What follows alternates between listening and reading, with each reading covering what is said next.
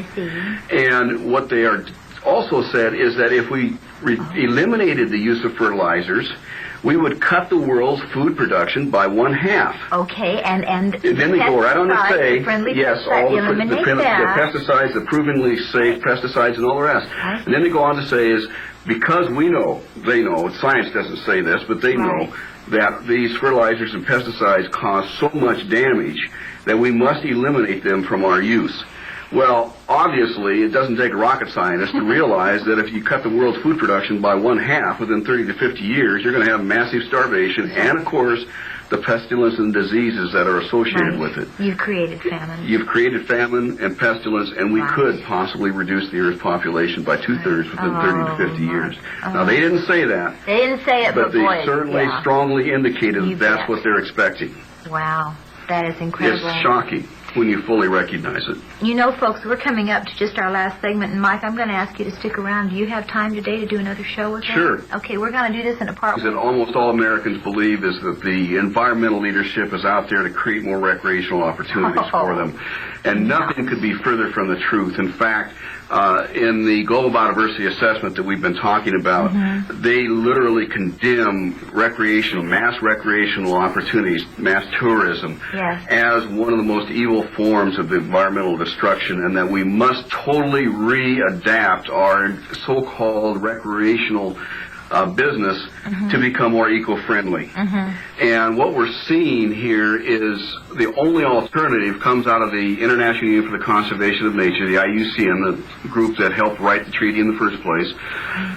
The only alternative they provide is what they know called ecotourism. Ecotourism. Ecotourism, where you go and actually visit a wilderness area, a natural area that has been not disturbed by mankind, and stand back in awe as how nature works so wonderfully, and then go home. So you go and stand. You don't even tread lightly. You might be able to tread lightly, but very few people can do it. I mean, it's not something that all of us can participate in. With the help of the elves and the fairies, they'll actually elevate you, and you one can only not even tread. That. Yeah, that's right. Sorry, I just, But you're seeing this beginning to happen already within our national park system. Oh, yes. With the fact that they're claiming that the number of visitors days and so forth is destroying these ecosystems. Folks, they're a long ways. I have my PhD in forest ecosystems analysis and management. We are a long ways, Trudy, from even beginning to impact our ecosystems in our national forest systems.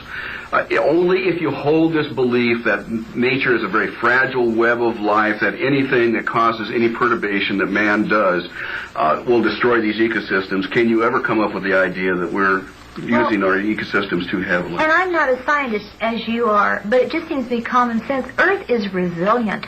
Yes. And man, given time and given knowledge of his circumstance or whatever else, will correct and has corrected many of the practices that have been wrong before. And Earth does bounce back, and this delicate web of life isn't Earth and constantly going through violent and changes and all kinds of things. It's not static whatsoever. It never has been. And the recent science that's emerging right now, the last few years, that has been done because of this belief system that has been created, is really almost totally disproving this theology that nature is a fragile web of life.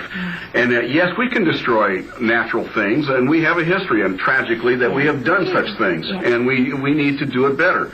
But what science is showing that if we have good stewardship practices and conservation approaches, we can enhance biodiversity and ecosystem health tremendously. And in fact, if you lock up vast areas of wilderness like they're planning to do, we haven't gotten to that segment yet, you will actually cause ecological collapse. Yes. In many places, especially in the western United States, these ecosystems are fragile enough that if you do not have any type of disturbance, what's happened is that you will actually revert those back to a desert. That's right. And without cattle, without forestry activities and so forth, you can harm these ecosystems. But I'm carrying the petition to rescind the Desert Protection Act. I'm working with Congressman Hunter's office on that. We're kind of laying low right now because we know anything we do is going to get vetoed by the current administration. However, we've seen what they've done to our Mojave Desert and California Desert, where they've created pseudo-wilderness. Yes. And they have kept the people, the good not those evil humans, the good people out who used to maintain and put in the guzzlers for the wildlife, bighorn sheep that the enviros say they want to protect, are a tragic dying. example right now. A tragic example. Thousands of bighorn sheep and mountain sheep goats are dying because we've created this artificial so-called wilderness and no longer provided the water to maintain the levels of populations that they once had. Right. And that's true if you do it in the east, in our northern forests, in the west, all these things, when you take the hand of man away, if it's being done with good stewardship and conservation practices, you will cause a loss, sometimes a tragic loss of biodiversity. Yes, and when we're not cutting our forests and we're not, doing the proper forest management, they're growing, as I heard a young lady say last year up in Northern California, our forests are growing thick and sick. And sick. They're thick and sick, and the sunlight can't even get down to where the lichens can grow, to where the wildlife can feed on them. This whole concept of the ancient forest is no more valid than to have a human society of nothing but 60 and 80-year-old people. It's nonsense. It's nonsense. Yes, absolute nonsense. Well, one of the things that they ultimately want to do is to reorganize this into what they call bioregions. And this is exposed fully within the Global Biodiversity Assessment as well. And that all government and activities, these bioregions would be gained or where you have similar types of ecosystems. And the maps that we're showing you right here very clearly show about 12 different bioregions across the 48 contiguous states. And depending on where you are, of course, you would be very much self-sustaining. They're calling for a self-sustaining bioregion so that there's minimal amounts of trade between the bioregions, let alone across the world. And that they would be administered by a combination of citizens, of many environmental groups. Obviously, they always carve out. Yes, right. Oh, gosh. The global commons concept within this whole mentality of bioregions. But the interesting thing about it, and we'll conclude with these and pick this up on our next session, is that what really killed the whole process within the Senate on ratification, we got this information on September 29th, 1994, after telling the Senate all summer long they had to get it and being denied by the United Nations that it even existed. We showed and got it to the U.S. Senate on September 30th, the next day, highlighted those key points that we've been telling them all summer long. In fact, some of the ones are far worse than we ever imagined. And one of the things that we've been telling them is, and in Article 8 of the treaty has been saying that we need to set aside natural areas.